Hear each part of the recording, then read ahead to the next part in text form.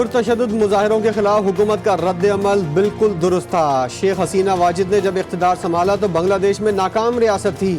بنگلہ دیش کو ترقی دے کر ایشیا کے ابھرتے ہوئے ممالک میں شامل کیا۔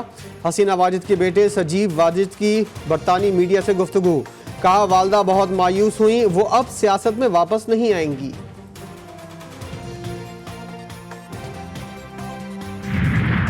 مقبوضہ کشمیر کی حیثیت کو ختم کر کے بین الاقوامی قانون کو پامال کیا گیا۔ کشمیر میں کرفیو لگا کر جابرانہ قانون کو نافذ کیا گیا۔ امیر جماعت اسلامی حافظ نعیم الرحمان کا دھرنے سے خطاب، کہا طویل عرصے سے کشمیری بھارتی جارحیت کا مقابلہ کر رہے ہیں، کشمیریوں کا پاکستان کے ساتھ رشتہ کوئی نہیں توڑ سکتا، حکومت سفارتی سطح پر کشمیریوں کا مقدمہ لڑے۔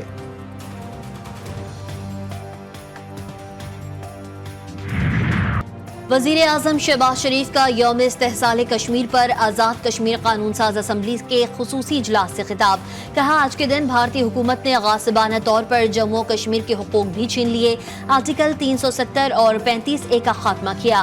قائد اعظم نے کشمیر کو پاکستان کی شہرک قرار دیا تھا۔ وزیر اعظم آزاد کشمیر چودھری انوار الحق نے قانون ساز اسمبلی کے خصوصی اجلاس میں خطاب کرتے ہوئے کہا کہ مقبوضہ کشمیر میں 10 لاکھ فوج کشمیریوں پر مظالم ڈھا رہی ہے۔ 5 اگست 2019 کو مودی نے ہندوتوا فلسفے کو آگے بڑھاتے ہوئے ریاست کی حیثیت ختم کر دی۔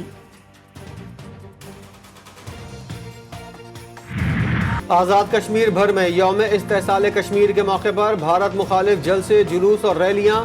دارالحکومت مظفر آباد کی فضا گو مودی گو کے نعروں سے گونج اٹھی، جگہ جگہ بھارت مخالف احتجاج، کشمیریوں سے اظہار یکجہتی۔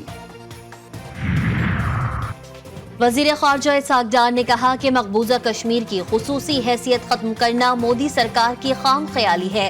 بھارت نے کشمیر کا نقشہ بدلنے کی کوشش کی، بھارت کا غیر قانونی تسلط ختم اور مقبوضہ کشمیر کی خصوصی حیثیت بحال ہونی چاہیے۔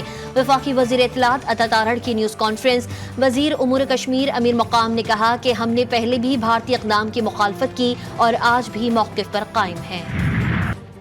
مسئلہ کشمیر اور فلسطین دنیا کے ایسے ایشوز ہیں جن کی وجہ سے دنیا میں امن کا توازن بگڑ رہا ہے۔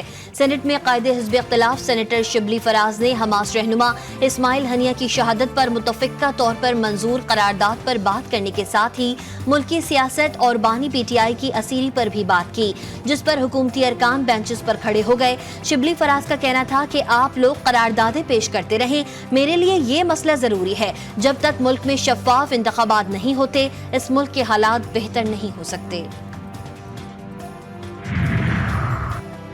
پی ٹی آئی کا سوابی میں پاور شو، جلسے کا مقصد بانی پی ٹی آئی سمیت اسیر رہنماؤں اور کارکنوں کی رہائی ہے۔ سوابی کے شاہ منصور ٹاؤن میں جاری جلسے سے chairman P T I barrister Gohar, Umar Ayub, Asad Qaiser, وزیر اعلیٰ کے پی علی امین گنڈاپور اور محمود اچکزئی کا خطاب۔ الیکشن کمیشن نے مخصوص نشستوں پر اپنے اور اعلیٰ عدلیہ کے فیصلے ویب سائٹ پر ڈال دیے۔ الیکشن کمیشن نے دسمبر 2023 میں پی ٹی آئی انٹرا پارٹی الیکشن کا فیصلہ اور پشاور ہائی کورٹ کا پی ٹی آئی انٹرا پارٹی الیکشن سے متعلق فیصلہ اپلوڈ کیا۔ پی ٹی آئی انٹرا پارٹی الیکشن اور انتخابی نشان پر سپریم کورٹ کا 13 جنوری کا فیصلہ اور سنی اتحاد کونسل کی مخصوص نشست پر کمیشن کا فیصلہ بھی اپلوڈ کر دیا گیا۔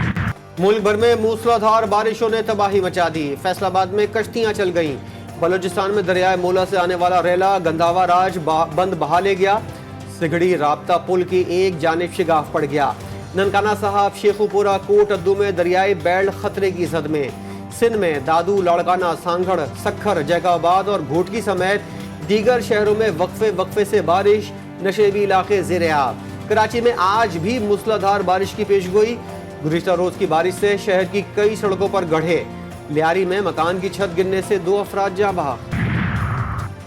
تحریک انصاف کے رکن قومی اسمبلی ممتاز مصطفیٰ اسلام آباد میں دل کا دورہ پڑنے سے انتقال کر گئے۔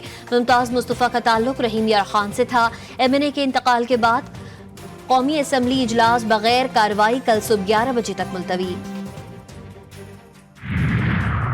سینیٹر اعجاز چودھری کے پروڈکشن آرڈرز جاری کرنے کے لیے درخواست سینٹ سیکریٹریٹ میں جمع۔ قائد حزب اختلاف سینیٹر شبلی فراز نے پروڈکشن آرڈر کے لیے درخواست جمع کرائی۔ سینیٹر اعجاز چودھری کوٹ لکھپت جیل میں قید ہیں۔ اور سینٹ اجلاس میں حماس رہنما اسماعیل ہنیہ کی شہادت پر متفقہ طور پر قرارداد منظور۔ سینیٹر پلوشا خان نے قرارداد پیش کی۔ قرارداد میں کہا گیا ہے اسرائیل ایک بین الاقوامی مجرم اور دہشت گرد ریاست کا روپ دھار رہا ہے۔ OIC پاکستان سمیت تمام اسلامی ممالک متحد ہو کر اسرائیل کی دہشت گرد کارروائیوں کو روکیں۔